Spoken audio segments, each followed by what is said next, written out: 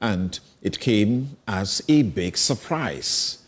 I don't know if this was a surprise to the members of Parliament as well, particularly those on the opposite side of the aisle. 1 liter per oil or fuel that you buy will attract 1 Ghana cedi tax. The Energy Sector Levies Amendment Bill 2025. That is what it means. And this has now been christened the Dumsor-levy. And there's been such disapproval for it. And I must note that there appears to be near an equal number of people, including stakeholders, who also say, well, we can't do anything about this. We must embrace it because we are better off than not having it. So, what do you say about this new levy? Dr. Bawumia has been speaking. He says the NDC, they promised to scrap E-Levy, and they did. But what they have done next is that they have introduced a new tax that is 8 times worse. That the so-called Dumsor-levy. Where do we go from here? What other surprises must we expect? My guests join us to look at this matter. Felix Kwakye Ofosu is Minister of State, Government Communications. Godfrey Bokpeng is Professor of Finance and Economist, University of Ghana. Dennis Miracles Abuaje is aide to Dr. Bawumia. Kofi Bento Rebel is lawyer and Senior Vice President, Imani Africa. Kofi, thank you very much for joining us in the studio. You are earliest. Thank you for having me again. Professor Bokpeng, thanks for joining us. Good morning, Samson. Good morning, Mr. Kofi Bento, my senior. And good morning to our co-panelists, Honorable Felix Kwakye, and good morning to all Ghanaians. Thank you for having me on your show. Right. Let's take a peek into Parliament and the happenings there briefly, and then I'll come to start with you, Prof, because you seem to say, like Dr. John, like President Mahama has been saying, that this was not a decision we took lightly. Though difficult, it is necessary and justifiable. You seem to speak just like he has done. Let's check Parliament and return. With all the justification, what stopped him from engaging this side of the House? This morning, I must be honest, that the majority leader whispered to me that something of urgent importance, of urgent value would come. Mr. Speaker, it is only important that we engage and you let us know. You come with your justification. You came here to present your budget. You presented your budget saying you are not going to introduce new taxes, new levies. Then you turn around, you say you are repealing E-Levy. You are all over the place. Now you are bringing back E-Levy. And then you say that the Ghanaian public will not feel it. Mr. Speaker, you repeal E-Levy, reintroduce E-Levy. That's what you are doing. What are you? This is the E-Levy. You have introduced E-Levy. Then you say that you run it through certificate of urgency. Mr. Speaker, honorable members, the E-Levy being introduced. Honorable members, this is a house of record. What is it? Honorable members, this is a house of record. The bill introduced, which I have just referred, is Energy Sector Levies Bill. E-Levy. So this is not electronic levy. Mr. Speaker, with respect, allow the minority to have its say. You allowed the minister to speak. What is Energy Sector Levy? Short form E-Levy, is it not it? The energy. What is energy? Is it not E? How do you spell energy? Is it not capital E? The short form of the law, the levy, is E-Levy. You are reintroducing E-Levy. That's what you are doing. reintroducing E-Levy, and you are going to tax Ghanaians, Mr. Speaker, and you say under certificate of urgency. 1 Ghana cedi each when they buy a liter of fuel so that we can end Dumsor. That's all. 1 cedis. All of us should contribute 1 cedis. Just 1 cedi per, so that we can end Dumsor. 1 cedi. Each of us, when we buy fuel, 1 liter. The prices are going down. 1 cedi. And Mr. Speaker, it is not E-Levy. It's not E-Levy. That is what it is.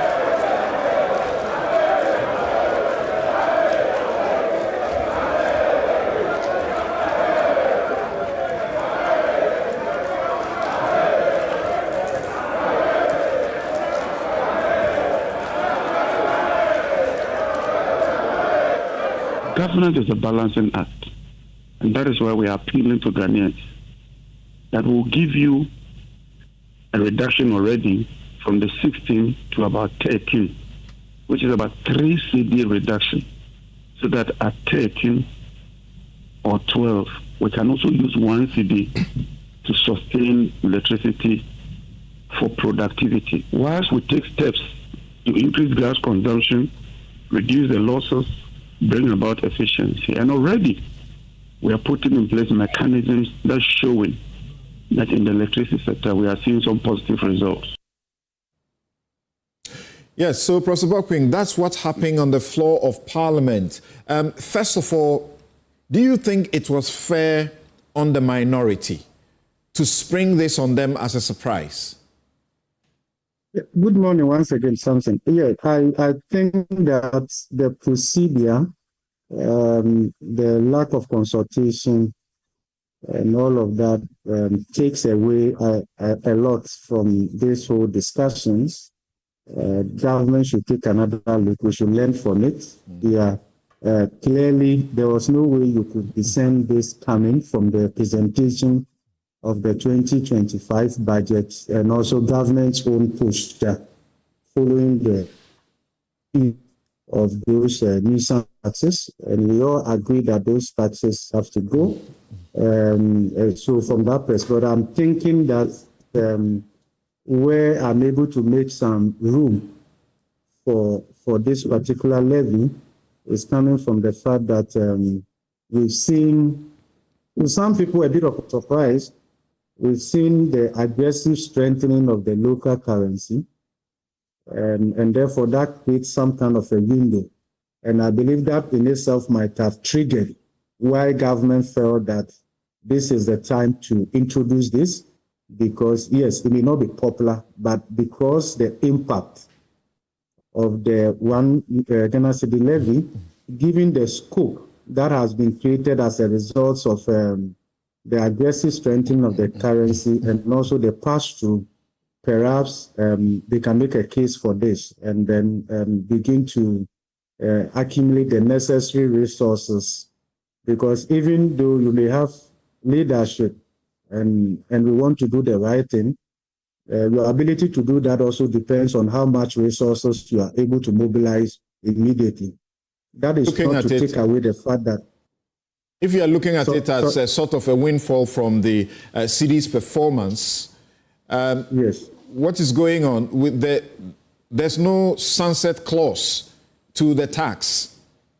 Yes, my considered view is that there should have been an indication that this is not going to be a permanent levy handle.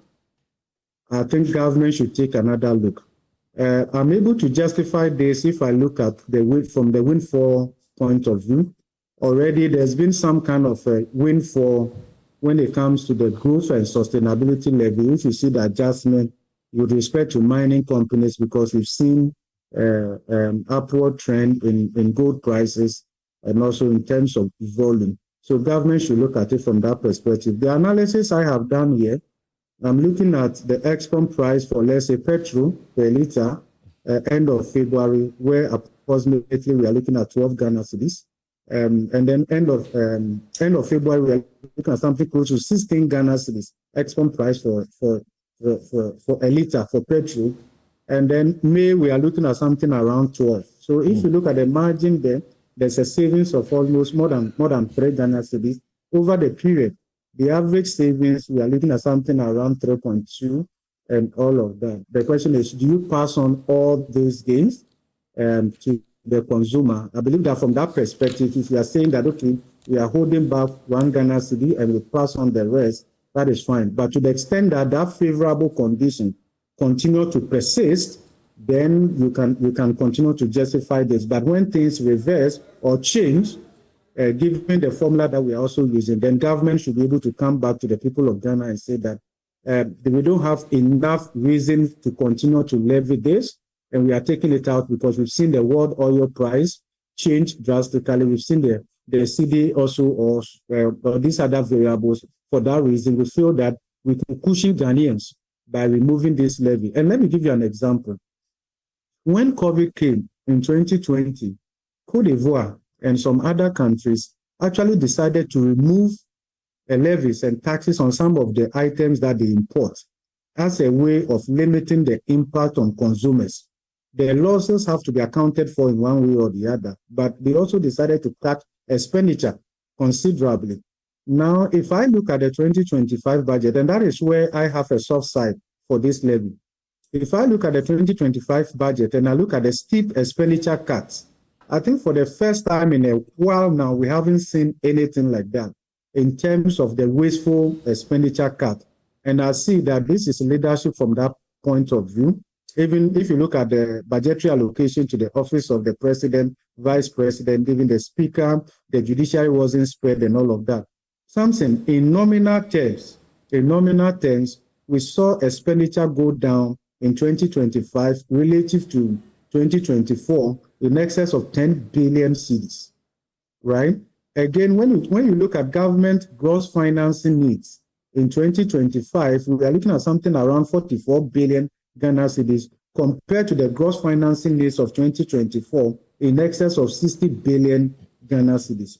That reduction in expenditure, call that one expenditure-based fiscal consolidation, and then also the shock therapy, the way the minister calls it, that has conferred some kind of advantage, which is also, given what is happening from the monetary side, and then also improved supply, we've seen the aggressive strengthening of the currency. Of course, you can't discount totally the global dynamics, but if you look at how currencies across Sub-Saharan Africa have responded to these global shocks, you can see that the case of Ghana also has more, in fact, more to do with what is happening internally, from fiscal discipline, from prudent monetary policy, and how the FX is being managed. Right. Because now, Bank of Ghana has greater control and influence over FX inflows, and we are able to spill that to the market. That is how I'm looking at it. But hello, something. Yes, let's move on from the substantive points in support of it,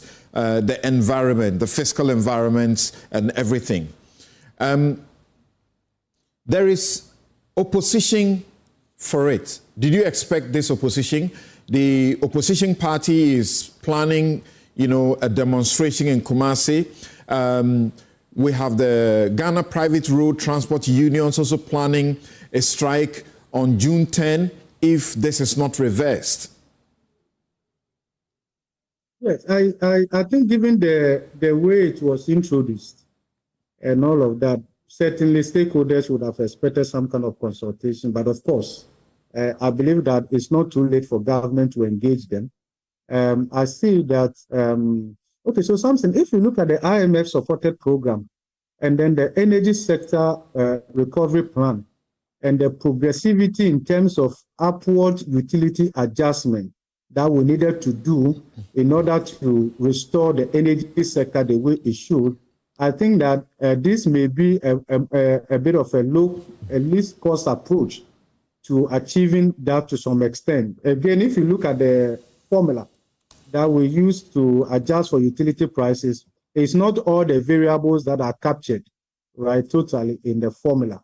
Even when it comes to the procurement of fuel, it's also, again, it comes down to how we negotiated some of these contracts take or pay commercial rate, and yet we agree to procure fuel for them and all of that. So I think it's not too late. Government should engage, and we should engage with the data and explain why this is more needful now, so we are able to procure fuel. I also agree that we need strong reforms in the energy sector.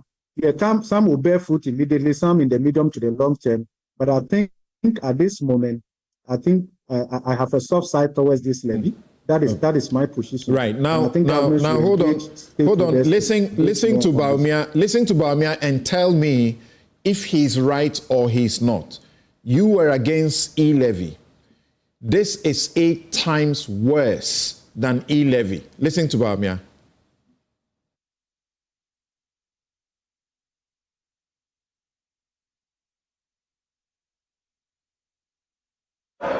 NDC for Omuchan Trobebre every day. Obie Entra Omucha. And Rana Jo, someone in Amo, Omodi Dumsor-levy aba. Dumsor-levy. Dumsor-levy. So first, almost E-Levy. Na yedi aba. Omobeyi E-Levy, no Omobeyi. And then Omodi Dumsor-levy aba. It is 8 times the E-Levy. Omo ansusuan yo. And then uto 1 liter of petrol, 1 cedi na ubetia. Uto 1,000 cedis of petrol, ubetia 83 cedis. 83 cedis as tax. E-Levy no usende obi 1,000 momwa, ubetia 10 cedis. Omo and then betua 4,000 betua 83 cedis for fuel. We nimina more beba. By the time you be do 2028 no Ghana nyina be hu se omutwa ntro bebre mimi gidi se omubeka nkyere se yensan ba biom embafa aban no ensiesie Ghana.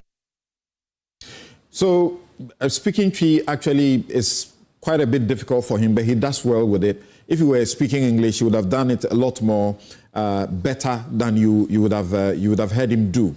The point is that he says that this new tax is 8 times worse, and he tries to give us a picture of the enormity of what we have. To say 1 cedi on 1 liter doesn't paint the correct picture, because if I go to the pump right now and I'm buying fuel worth, say, 1,000 cedis, how much am I paying on that? That's the picture he's giving us. Is he correct or is not? Yes, he has a point. If you look at it in terms of volume consumption, right? So the more you buy, the more you pay, right? Again, some people can make the argument that speaks to the fact that there is progressivity in here. And nobody really buys 1 liter of fuel, correct? Yes, nobody does that. So people will be paying a lot more. The other bit, yes, the other bit to take into consideration is that if you look at end of February to, let's say, May, using the same argument, consumers have made considerable savings. End of February, you are looking at a liter of around 16 Ghana cedis average. May, you are looking at averagely around 12. That's huge savings depending on your level of consumption also. So if you situate that with this levy, then the impact is quite moderate. And again, conceptually, and from a more theoretical point of view, you cannot situate the E-Levy transaction or tax side by side with this levy. Not at all. Okay. Dr. Bawumia himself agrees that E-Levy, as we have come to know it, fails to meet all the basic principles of taxation that we know.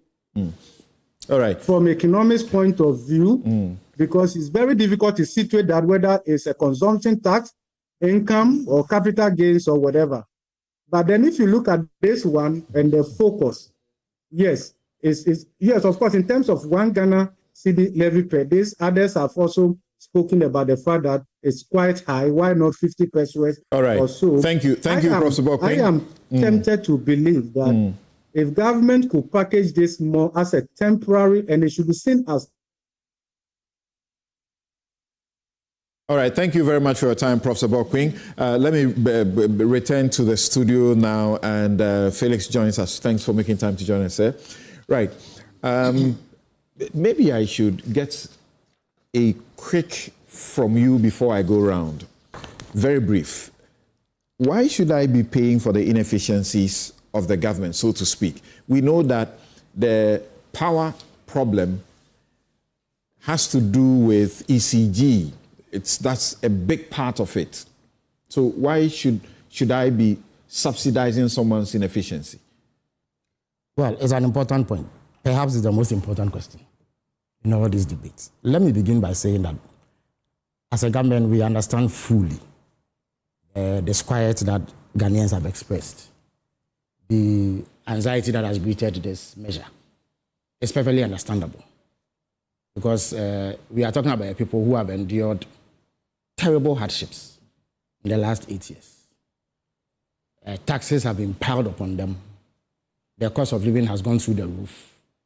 And they have endured a lot of suffering, which in any event was the reason why they booted out the MPP in the manner that they did. So it is to be expected that any additional measure would attract some concern. And we respect that fully. Except that we are at a juncture that requires decisive action. Otherwise, this whole economy will be brought down by the energy sector. To begin with something, it is true that there's inefficiency, and I will speak to some of it. The horrible criminal happenings at ECG and elsewhere that have led us to this particular juncture. Something. Even before this government took over, and let me stress that there's a government that has been in place for barely 6 months. Even before we took over, to begin with, we had to deal with what we call energy legacy debt of 67 billion Ghana cedis. That is even before we lifted a finger as a government. Now, this is not debt that you can ignore. You have to pay. And it piles on for as long as it remains on your books. And it is not as though we have done nothing about it. Something. This year, if you look at the budget, the finance minister is giving the energy minister 23 billion Ghana cedis to settle part of this debt. 23 billion Ghana cedis. Now, this debt has come about because, as we all know, perhaps we don't talk about it much, but as we all know, even if ECG collected all the monies due them, the money will not be up to how much is spent to produce power and distribute it. If ECG collected all the money, and that is because of the way that the tariff is structured. That is the first point. So, under recoveries is one of the reasons why we have a 67 billion Ghana cedi, and this has been there for decades. The second point is that arising out of deliberate policy of the Akufo-Addo administration, this legacy debt was compounded. For many years, a critical component for producing power, which is the purchase of fuel, was not added to the tariff. The president and cabinet took a decision that consumers should not pay for that, but government will pay for it. Something for they did not pay for it. So all the liquid fuel they bought, a significant part of it remains unpaid for. So it is debt that you and I have to shoulder. The criminal mismanagement of the exchange rate, and I heard Baumia waxing lyrical as I came in. His mismanagement of the exchange rates led to a situation where between July 2022 to November that year, the dollar or the cedi exchanged at the dollar for 17 cedis. It rose from 6 cedis to $1 to 17 cedis. That is an addition of 11 cedis. And you know that IPPs are paid in dollars. And some of the inputs into power generation are bought in dollars. So once this happened, huge debt was accrued. And then, of course, there's the ECG collection. Something you recall that the Akufo-Addo administration claimed that they had reduced electricity tariff sometime in 2018. It was not because the factors that led to production had reduced in terms of their cost. They just asked the ECG to reduce electricity tariff. In order to make that sustainable, they should have paid the difference, which would have been a subsidy. Something they didn't pay. So it added to this debt. You remember that during COVID, they said that they had reduced electricity prices to cushion the consumer. It is all well and good to do so, but they needed to pay for the cost of producing that electricity. Something they did not pay. Then fuel that has been supplied, they didn't pay. In addition to the Samson, the Sankofa gas fields. You know that in order to get the project going, we needed to establish a guarantee, what they call a partial risk guarantee. It cost $500 million, and actually the World Bank gave us money to do so. But it was not a gift. It was something that had to be paid for. In addition to this, GMPC also brought $120 million, making it $620 million. Then the car power arrangement also required a guarantee. So Litasco produced $170 million in guarantee. Again, because of the criminal mismanagement of the economy, something they did not pay the players in this sector. So the players drew down on this guarantee in excess of $800 million.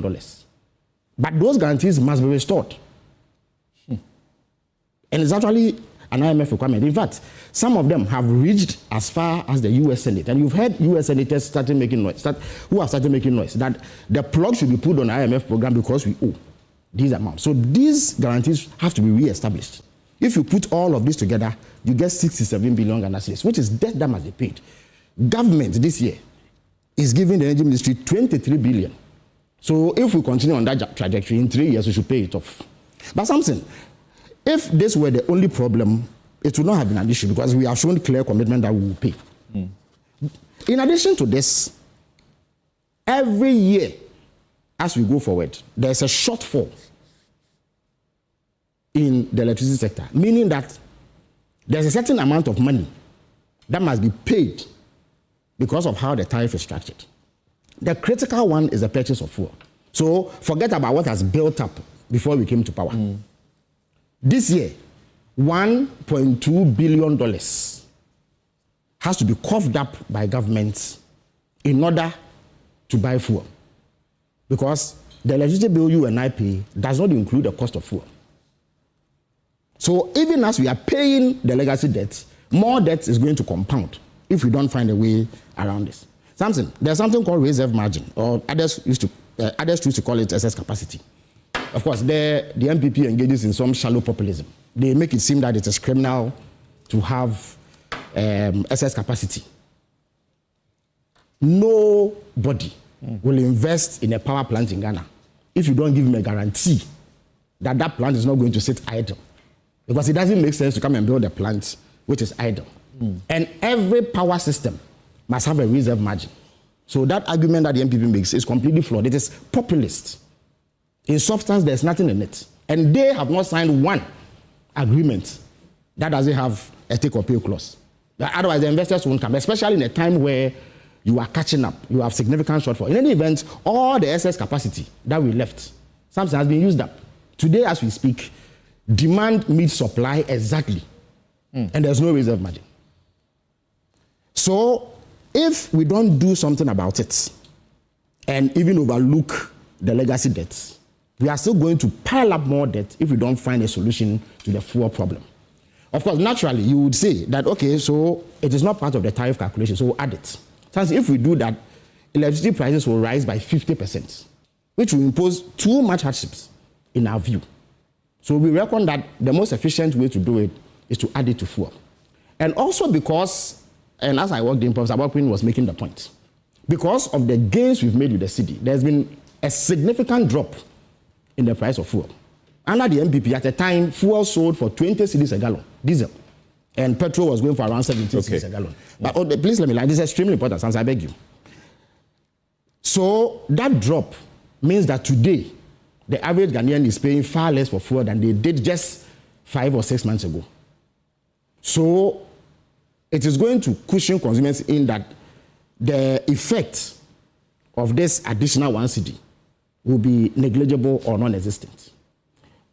Remember that the original ESLA, which was imposed in 2015 to address some of these problems, actually was also imposed at a time when there was a similar drop.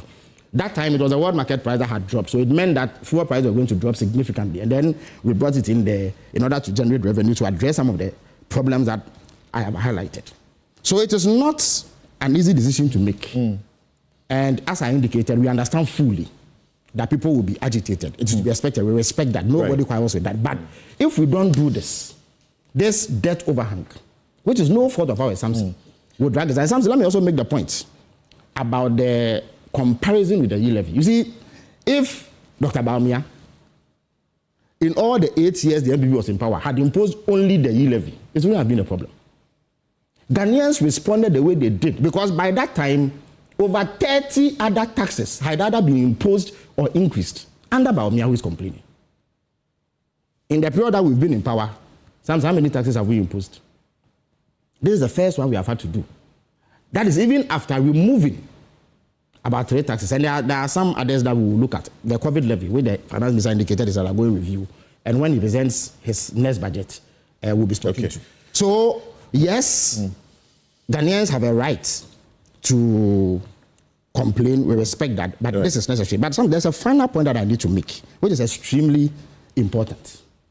The reason why we have even had to use liquid fuel, Samson, is that as I speak, annually, about 420 million standard cubic feet of gas a day is used up in power generation in Ghana.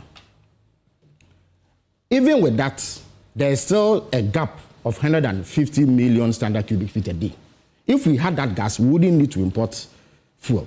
But we have to import fuel because of that shortfall. Now, gas is much cheaper. If you use gas, you need just $10 to get 1 MMBTU, which is the unit that is used to measure. The equivalent of that alone is $61 per barrel of oil. $61 per barrel of oil. So this levy is an interim measure meant to fill that gap. I am aware, and indeed I'm part of the committee that is working on the establishment of the second gas plant, which will enable us more than meet the gas demand for power generation.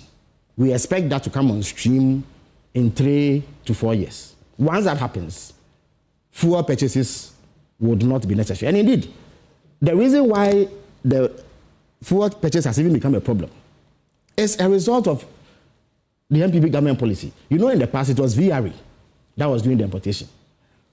Through a fiat, they said ECG should do the importation. And then they brought in all manner of entities, Stratcom and Co., to start the importation. And yet they were unable to pay them. Okay. And this is what has led to so this. So now you can rest here. Problem. Yeah, you can rest here for me. I had intended, Kofi, I'm coming to you. I had intended this to be his brief introductory, entrance, but this will be his substantive. The brief introductory entrance has meant about 15 minutes of submission on the substantive points that they are making. And Kofi, I'm hearing Felix and asking myself, but they knew about this when they were campaigning and promising that, we were overburdened with taxes and we didn't need taxes to, make progress, right? Yeah. Unfortunately, there's a certain level of dishonesty amongst all our politicians, and it's worrying. That dishonesty, it has eroded trust. And that's where you're going. So didn't they know this? So let me put it this way. For the past 20 years, we have been fed constantly by both parties with all kinds of numbers and analysis of energy economics and fuel dynamics, and all, which we don't care about. And at the end of the day, you see crass incompetence. Meanwhile, Samson, as this goes on, the people in charge, the ministers, the politicians, are making millions of dollars over this crisis. Felix just said something. He said, if ECG collected 100% of all revenue, it will still be insufficient to pay the energy debt. The experts have said this. Yes, I know that too. That is the definition of incompetence. It means there is no way of solving this problem, and that is not your fault or mine. It is not my mother's fault. They have to solve that problem. And for 20 years, look, before President Mahamad's first term, we had been coming towards Dumsor, and analysts like myself and many others said, we are going to hit a rock, we are going to hit a rock. They sat down, they made these arguments back and forth, and were incompetent, did not solve it. Around President Mahamad's time, it hit us in the face. We went through years of Dumsor. People died and suffered. I had to organize demonstrations before they set up. Then when they sort of fixed it, after signing all kinds of agreements which profited them corruptly, the new government comes in, NDC. And let me give President Mahama some credit for ESLA. ESLA made sense. ESLA had the potential to deal with it. Then you have the MPP come in, and my own dear friend, Ken, and the people who are running it, did the crazy thing of putting ESLA where it did not belong. I don't want to go into all this, but when they did the capping and other things, and then they collateralized ESLA and all those things, and remember, we criticized them. We were extremely critical of them. Then you have a situation where the problem compounds.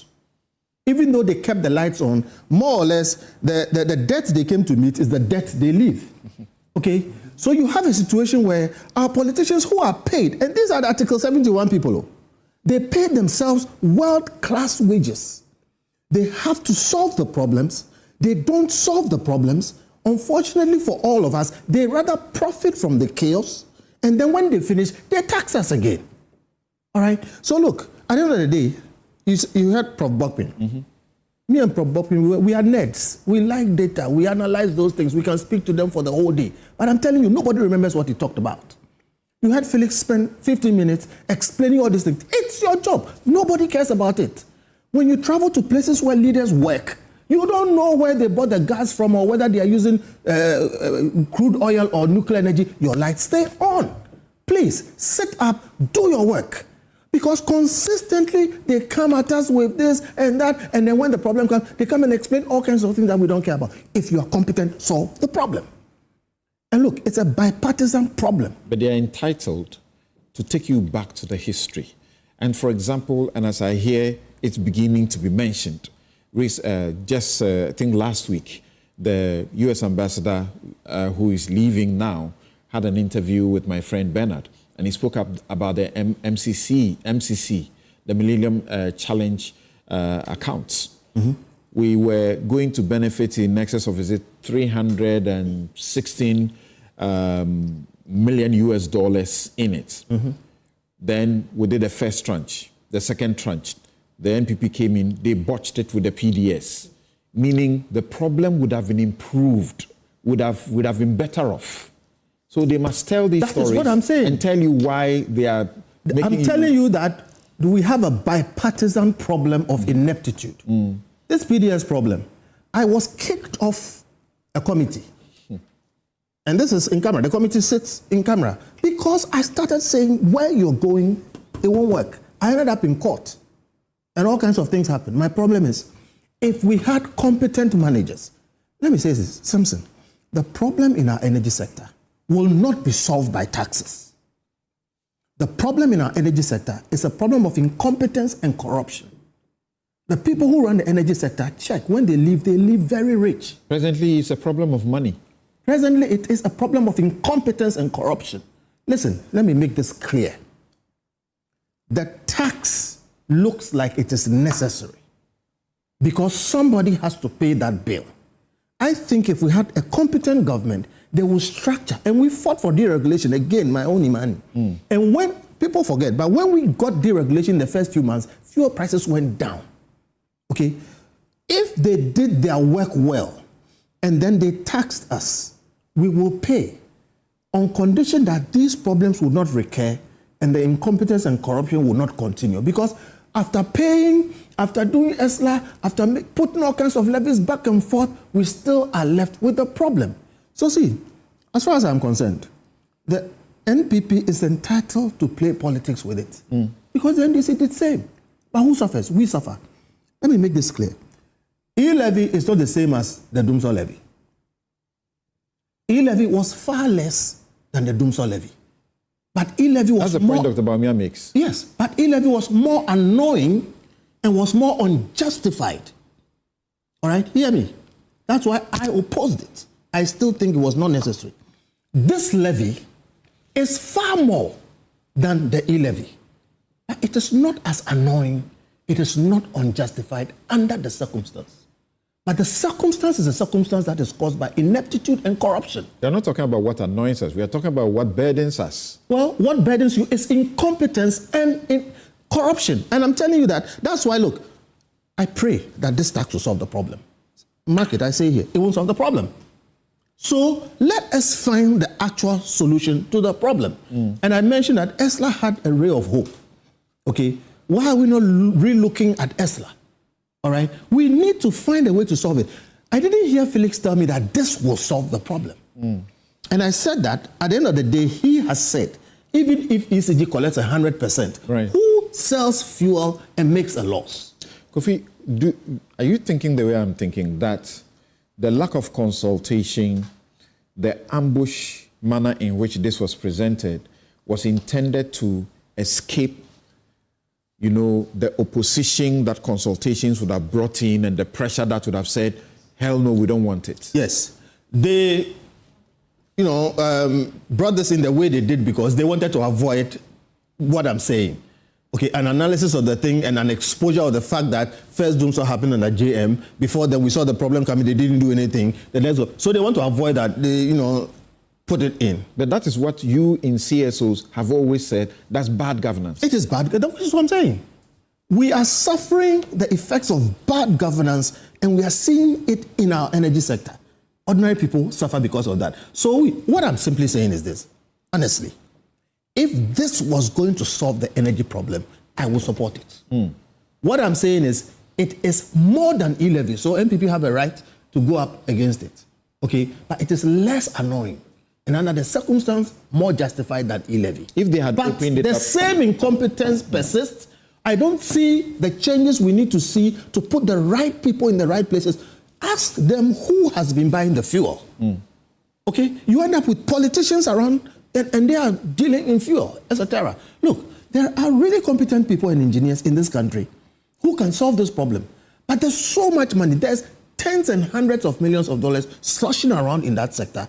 Okay? People come into office and they think that they must corner that space. So in short, this I don't think will solve the problem. Are you as concerned as those who say, because there's no sunset clause to this, it makes it even worse to speak about the fact that we are trying to take a benefit from a windfall from the CD's performance? Exactly. In fact, in another place, what I said is they just impose this tax. In places where proper governance works, you subject the idea to scrutiny. In academia, they call it peer review. But in governance, you subject it to think tanks and other people. What is the energy problem? The amount of money we need? How much are we going to make from this? How do we connect the problem to the solution? How long is this going to take? Is it going to go on forever? Will another one come at another time? We have not had sufficient justification. They owe it to us to explain. So as we speak, we are just going to be paying these taxes. And yes, the fuel price has gone down. They are taking credit for it. They must take credit for it because they are in government. But the same way it went down, the same way it can go up. And if it goes up, what happens? Okay, so some of these things which affect people, we need more discussions, we need more credibility around it. Not the usual politics which leads one party to walk away, you know, and then they just impose it because they are here and, you know, they are on a high, all right? And we are going to go through this for 4 years or for how many years, and we don't know if it will solve the problem. Okay. Dennis Miracles, now, well justified, as Kofi says, and also Professor Bokpin says the NPP can go on a demonstration because opposition is supposed to hold government to account and so on and so forth. The private, Ghana Private Road Transport Union, they say they are going on a strike from the 10th or so if there is no reversal of this. Why will you be in support of such a situation and against this tax if you know that we have as much as $8.94 billion US dollars energy sector shortfall payment ahead of us between 2023 and 2026? Something, a betrayal. Betrayal of the trust of the people is the reason why anybody would speak up against this. That's all. For me, I don't think there is any sin graver than betrayal of trust.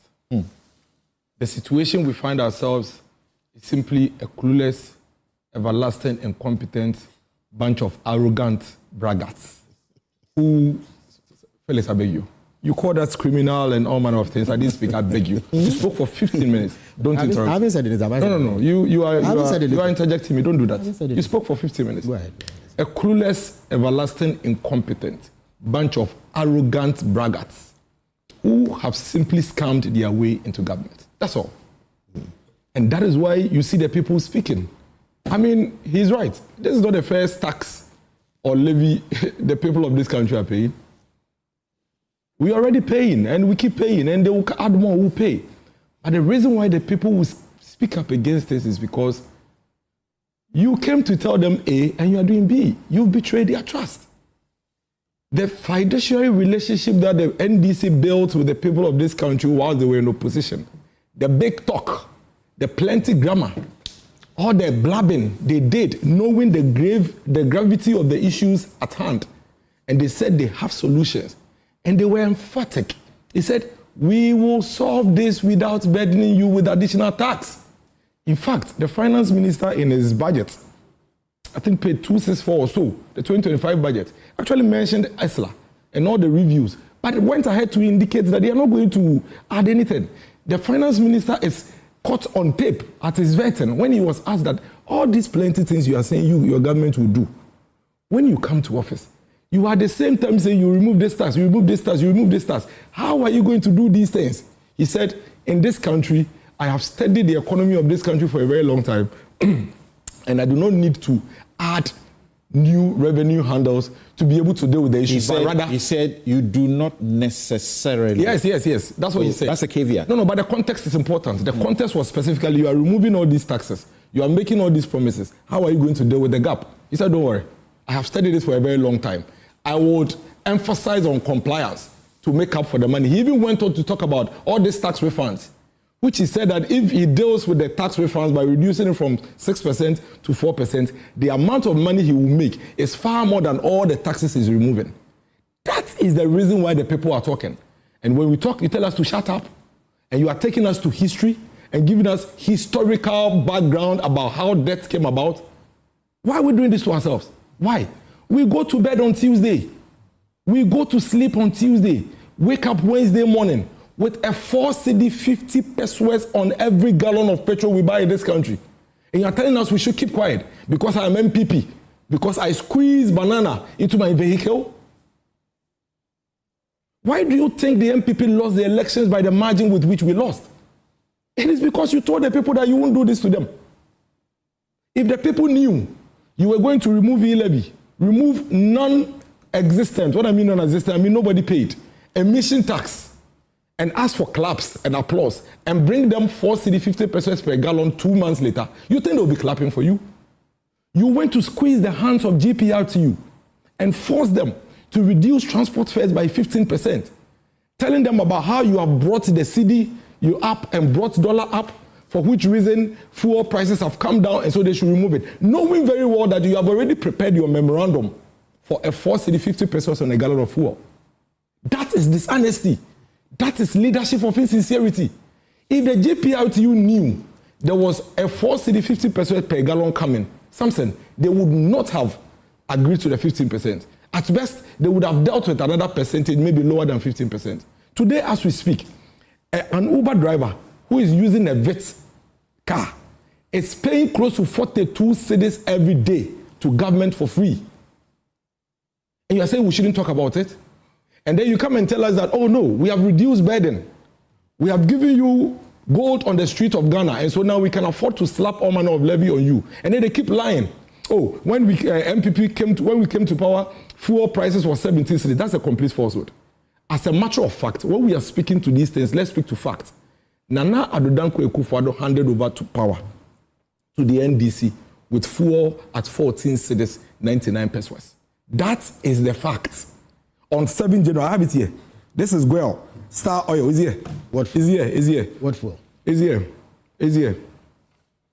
It's here. See there, you can read it. Thursday, 2nd January 2025. See there, read the whole thing. What fuel? Super XP 14.99. Yeah, Diesel XP 15.60. Super XP 95. The 15.60. What is the price now? But what's the price of Super XP? Now. What's the price of Super XP now? Tell me. Is it 17 cedis? Was it 17 cedis? No, what is the price now? No, hold on. You see, and again, Phyllis, stop interjecting me. Write your notes like I did, and I'll speak to it. The fact is that you have been peddling falsehood. Even this morning, you've done it. Nobody was buying fuel at 17 cedis. Nobody ever bought fuel at 17 cedis under the MPP. Is that what you're saying? Some said, are you going to allow this? So context is important. Yeah. No, but nobody bought fuel at 17 cedis at the time nobody bought fuel at 17 cedis under the MPP. He's qualified. He's qualified So then, at the time they handed over power. So where is the lie? But Didn't you ever buy fuel at 17 cedis under the MPP? Thank you. Hold on. Yes, Dennis. See, we cannot allow the people we pay with our taxes to mislead the public. The fact is that you took over power with fuel at 14 cedis, not 17 cedis. That is but fact. I didn't say we took over Can power. I just speak and you make your notes? But you are putting words into my mouth. Can I just speak and you make your notes? All right. When you get the chance, you see, now you've taken close to about 2 minutes of my time. No, No, he hasn't. it's true. I've done 6 He minutes. hasn't taken 2 minutes. It's wrong. Don't do that. Because I could do that to you.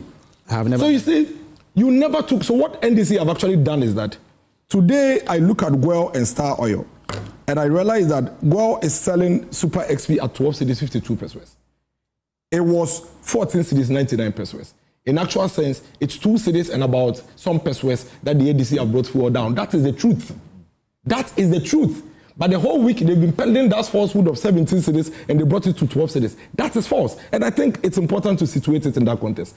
Number 2, you don't come and tell us that because in your view, you have reduced burdens on us, you can decide to wake up in the middle of the night without consulting us and slap any taxes you want on us and we should keep quiet. That will not happen. As we speak today, between January and now, cement prices have gone up by about 45 cedis. 45 Ghana cedis, Samson. That is the burden you have reduced. Tomatoes, which you did politics with, which was costing about 2 for 10 cedis, is today costing 1 for 10 cedis. Texpo market, Malata market right here. That is the burden you have reduced. Iron rods are skyrocketing. That is the burden you have reduced. And when you ask them to show evidence of the impact of the appreciation of the dollar, do you know what they do? They point you to the glamour stores on Spintex, East Legon, Cantonment, and Laboni. And they show you banners of these shops who are selling sofas for $60,000 and $70,000, who have reduced their prices and tell you that that is Ghanaian burden reduced. You and I know in this country something. Everybody watching us know. And this is a very serious matter. We're not going to allow this government to basically gaslight us and get away with it. You know that in this country, what truly affects prices of the day-to-day Ghanaian is fuel. Correct. That is the truth. It affects everything. So we were all happy. Was I not here when I even applauded this government and I said that I am not one of the people who would say that any other person is responsible for the dollar appreciation other than the government. You are there. It's like being in a football match, whether you coach the team right or not. When they win, it's your win. So they should take that credit. But of what use is it for you to appreciate a cedi to dollar by some 3-4 cedis and then increase the fuel prices at a time when we're going to enjoy the benefits? Because the only reason why transport fares were reduced was because fuel prices have gone down. Right. So today, if you come and add 1 cedi to transport fares, GPRT have already signaled that they are going to go back. And you know how GPRT operates. Whenever they come down 1, they go back 2 or 3 steps forward. But do you understand them? Why are they not saying we will also revert to the price rather than say we are going on strike? I mean, they do that all the time. This is not the first time. They've even done the strike before. It's not like a threat. They've done, even 2024, they did it. So we'll discuss that. But the fact of the matter is that the reality is what we are confronted, not the grammar. The reality is that you told the people when you come, you won't do this. Today you are doing that. That is what we need to deal with. But do you think that's the real reason why you lost as massively as you did? Because you said the reason why do you think we lost the election the way we did it was because you promised them that you will not bring taxes. Yes, economy pockets. But people also remember that you promised that your tisika so accommodate, and we couldn't deliver, and that you were going to make gains from corruption, and we couldn't deliver. Stay there. That is why the people said you said you will do it, so we'll vote for you. That is the reason why the Ghanaian people voted for you. Otherwise, why else do you think they queued to vote for you? You went to tell them that the things the MPP said they would do for you, they couldn't do for you. Vote for us. Now let's come to this whole energy thing. Let's put it on record. Something you and I know, and that is also fact. The MPP did not criminally, like he put it, manage the energy sector for us to come into this debt. As a matter of fact, if you are going to describe what has brought the energy debt as criminal, then you are the criminals. Because you and I know that three things make up our energy sector debt. The excess capacity, which is about $500 million thereabout every year, which you signed, and you heard him say that the NDPP, you signed 32 of it, 32. Something you signed 32 of it. That is fact. Now the fact is that you go and sign contracts with people and tell them to generate power. The country is going to be able to afford to, maybe it's going to be able to use 4,000 megawatts. You go and sign contract of 5,000. I'm making a point. So there's an excess of 1,000. That excess of 1,000, your agreement with them is that whether you use it or you don't use it, you will pay. Now, Council, Bentel, and myself, we only pay for power that we have used. That's 1,000 excess capacity that you took from them. It didn't come to us, so we don't pay for it. What it means is that every day, that excess capacity bill is on government. We voted for you. You said you were going to change. I agree. For 8 years. Hold on. No, I'm not. I haven't complained. Okay. I am only making a point that you have no business. It is a complete insult of the Ghanaian people for you to come and sit on TV and call the energy sector debt criminally managed when you signed the baby. He gave over a dozen reasons. Hold on, I'm coming to all of them. Number two, the second reason for our debt, and there is none more than these three. The second reason is the point that Council Bentel made, and he himself made it. When ECG itself goes to lift the, let's say the 4,000, before the 4,000 gets to our homes, 500 is lost through technical losses because the cables are weak, this is not there, you understand? 500, the technical aspect, 500. So we don't even receive the entire 4,000 for us to use and even pay. Now, after we have also used the 3,500, ECG should come and collect the money from us. They are collecting 3,000. So that one to 500 is lost. These are the reasons why we have these challenges in the energy sector. Correct. That is fact. Correct. Nothing else. There is no other thing. Now look at each of these three things. Which of them makes MPP criminal and doesn't make you worse of a criminal? When we had a handle or an avenue by which we were seeking to make up for this, you came in, you took it off. You said you don't pay anymore. Meanwhile, you were not paying. Let me also deal with this matter. So you see, between 2013 and 2016, when the energy crisis peaked, the NDC decided to increase the generation capacity, which is one of the best things we've seen in recent years.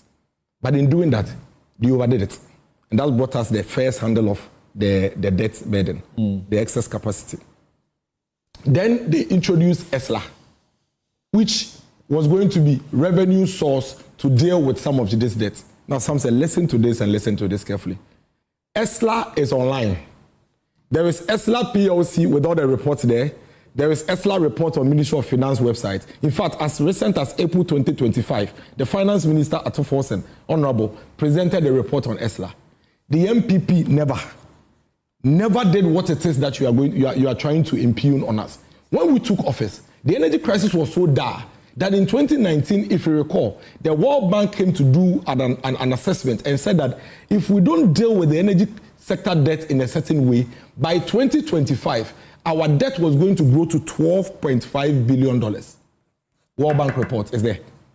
As part of that, the government had to put in place mechanisms to arrest some of the legacy debt. In fact, at that time, if we had not intervened, ESLA had just been introduced. It had not accumulated yet. And the IPPs were crying for their money. You are expecting ESLA to accumulate and you pay them. They cannot wait. So all government did was to float this ESLA, generate the money now, and pay the IPPs so we can have our power on. There is this thing that the BDOCs actually released along the line, and I'll read it to you. It's on your website. Government settles 1 billion legacy debt. The Ghana Chamber of Bulk Oil Distributors says it has received from government 1 billion being full and final payment of legacy debt owed the bulk oil distributing companies from 2012 to 2020. This is ESLA money. This was when? This is ESLA money.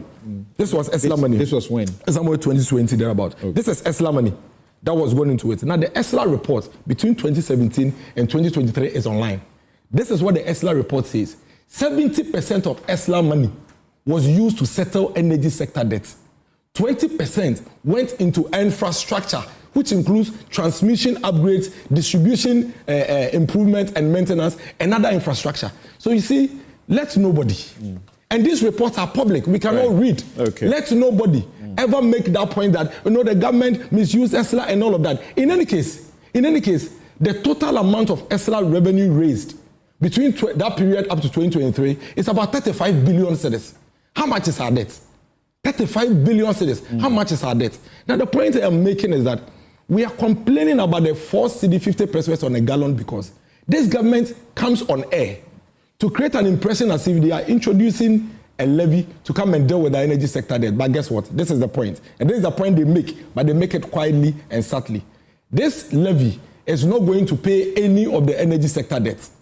All it's going to do is to buy fuel now to power our generators. That's what Jinapo says, but the president... That's what the president also said. President Mahama appears to correct that and says it will do both. No, he didn't. He said that it will be buying fuel until a period where they're expecting a certain gas inflow. And that when that gas inflow comes in, then it will shift. All right. What if, hold on, that's conditional. What if it doesn't come in? Okay. But as I conclude something, my point here is that you are government. You have been voted into office. You promised to reduce our burden. You said that you don't need to introduce excessive taxes to be able to do anything. You knew this issue. Your finance minister was ranking member on finance. He understands the issues. You introduced all this energy sector debt. You know the structure and everything.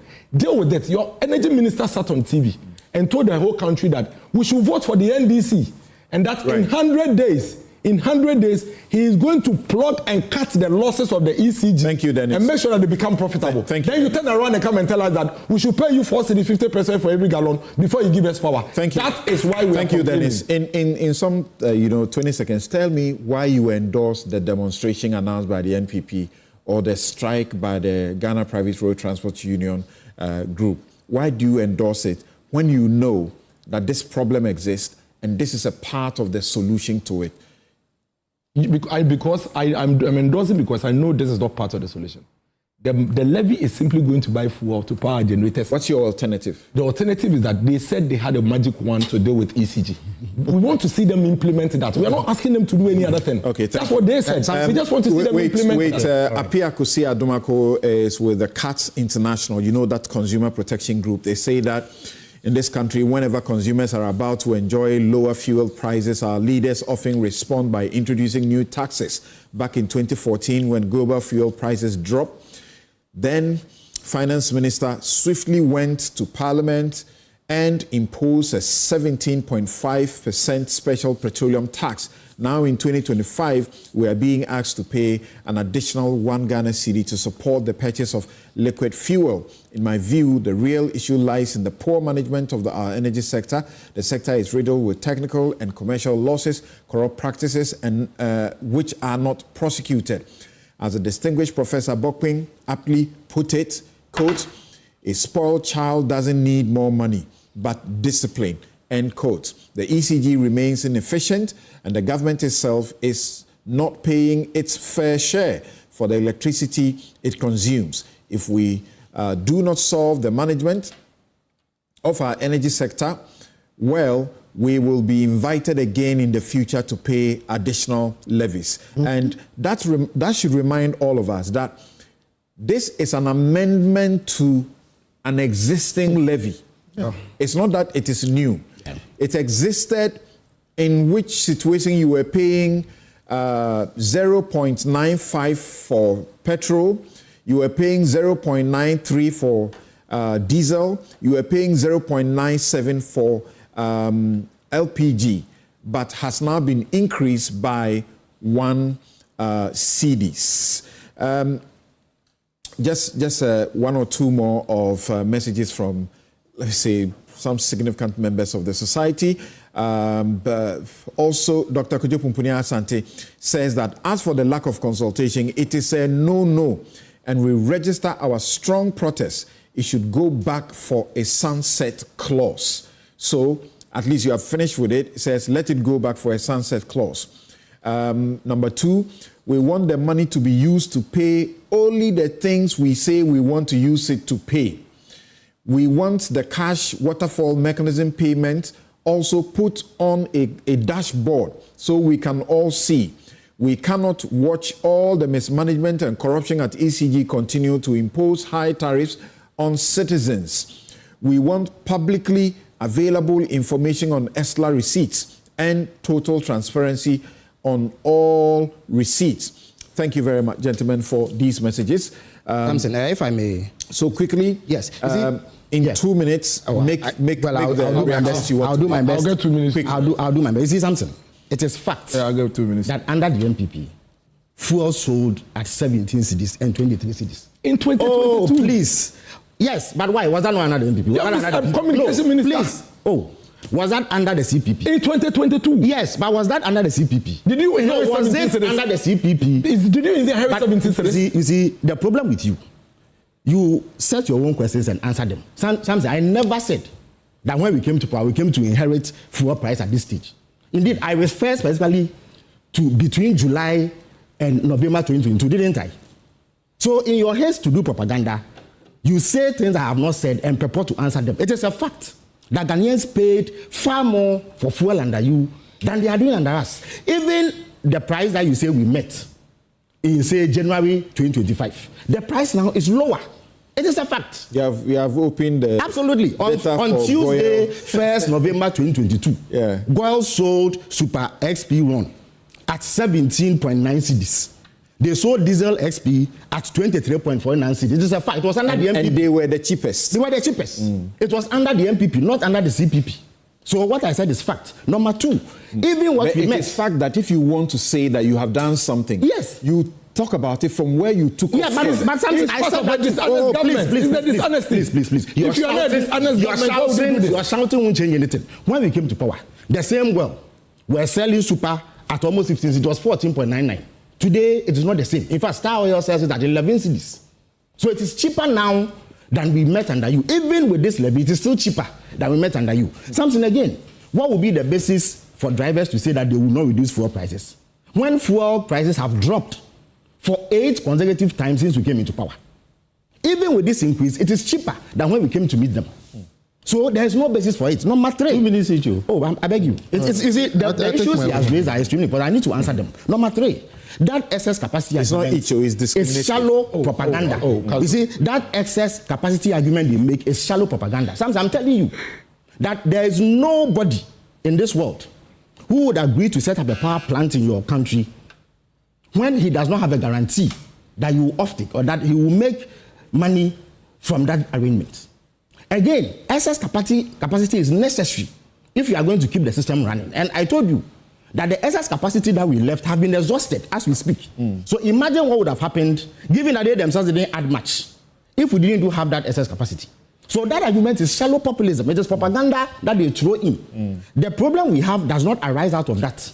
It is because they criminally mismanage the economy. Look, this November price that I'm quoting, it went there because the city tanked. The city collapsed. Finally, Samson, again, he speaks about cost of living, claiming that items have gone up. Samson, what have we done in the last 5 months as a government that would have contributed to this?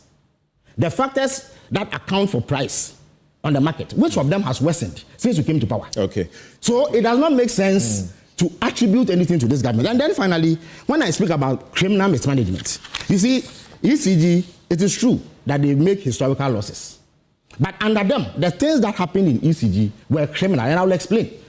ECG is an entirely 100% owned state utility. It is their government that appoints the MD and the board.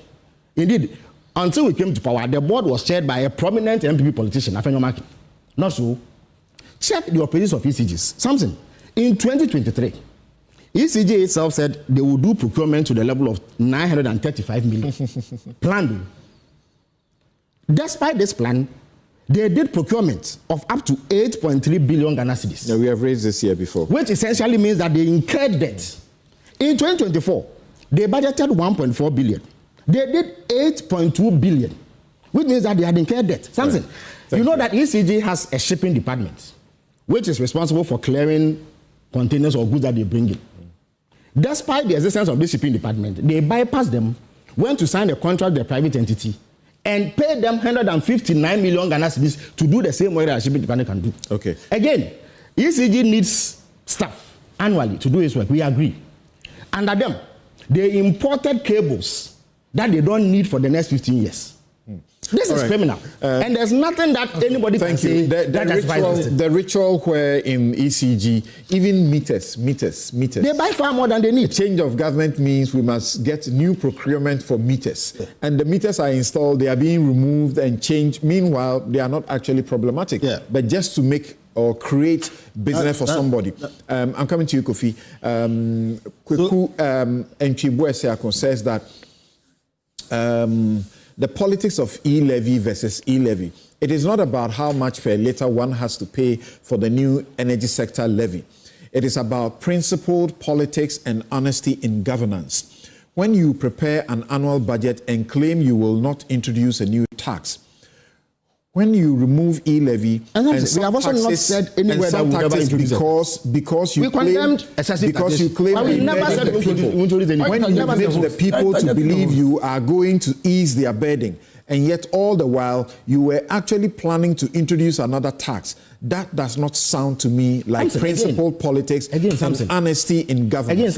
That sounds like politics as usual. Right. At this point, Joy News's research desk has checked the budget and other statements and has confirmed that it is not accurate to say that it was said that there will not be a tax. Good. And something, I beg you, before I beg you, Felix. It's an important point. Something is an important point. It's an important point.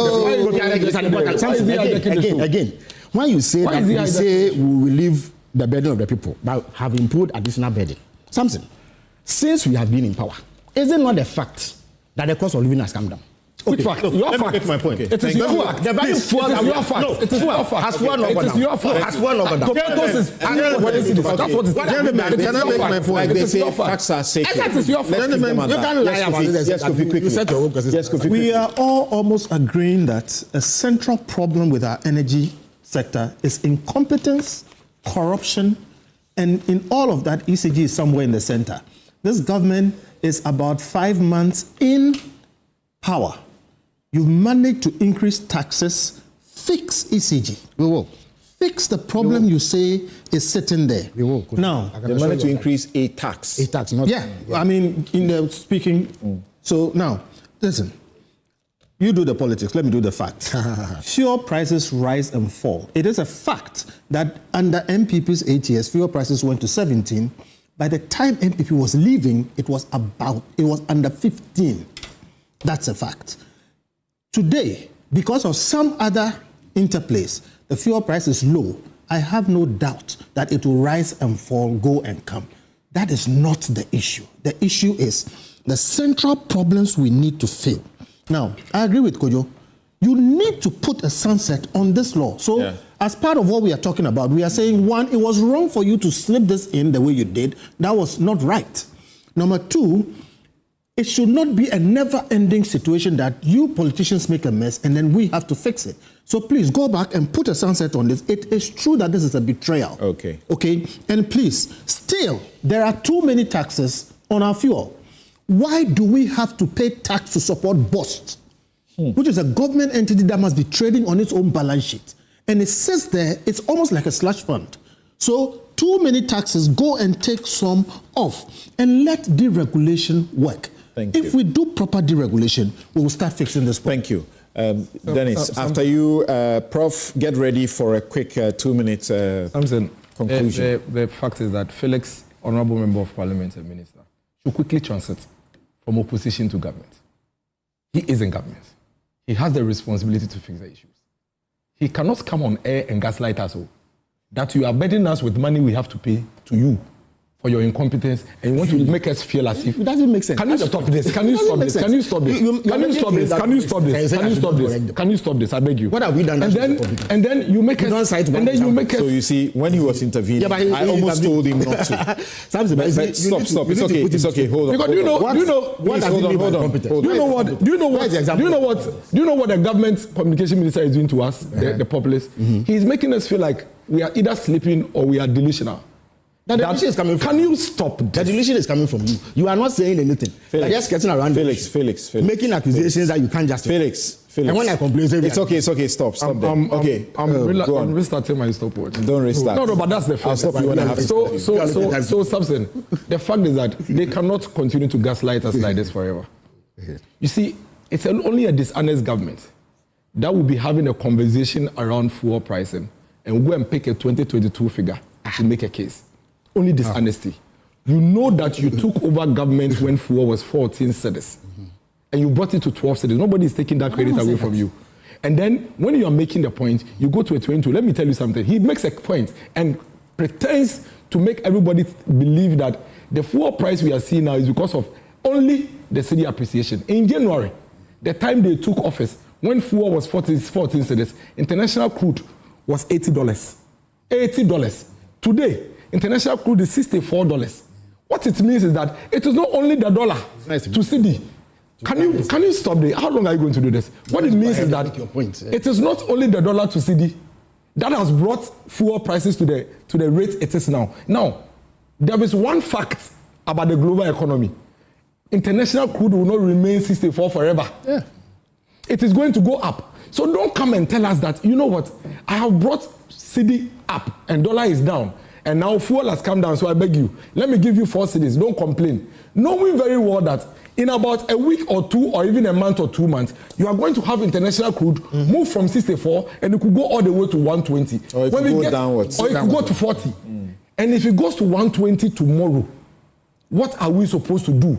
When you haven't given us any comfort in your bill, that, okay, anytime it goes above this 64, we'll remove this one. That's why we have to go for the sunset. And you are telling us not to speak. Yeah. Okay. And you are giving us all manner of gimmicks, theories, and telling us that some people are criminals. When the things you are impugning criminality on them, you introduced it. How? It is your baby. How? When the MPP came to office, something, and that is something that we cannot run away from. You left a debt of $2.5 billion for the MPP. And gave them a revenue source, which you keep referring to, that gave them 35 billion as a cedis, as a 2023. And at the same time, left them a daily debt accumulation, which moves to $500 million every month. You left it. So when somebody takes over $2.5 billion from you and manages the energy sector, keeps power stable for 8 years, and then you come to office, and then 4 months out of the 4 months, there is crisis in the sector. Then you come and tell us that we should pay you 4 cedis 50 pesos, only to go and buy fuel. So whilst you are buying the fuel every day today to give us power, you are still accumulating the debt. Yeah. And only God knows what will happen to that debt in the future. The energy sector debt. Thank you. The excess capacity. The ECG losses. I have told you that 23 billion is being paid to offset that debt. And then you want us to know how much money you paid last year. Hello, Prof. To government. You are no longer in opposition. You are saying things like Move to government. You are no longer in opposition. We are going to hold you. You are going to fix the situation for us. Please, gentlemen, let's listen to Prof. Bockwin. Hello, Prof. Yes, let's hear you. Yeah, something. The more I listen to the two politicians on your show, the more I get concerned because I'm just looking at the MPP, the agency with which they wanted to introduce VAT on electricity consumption last year.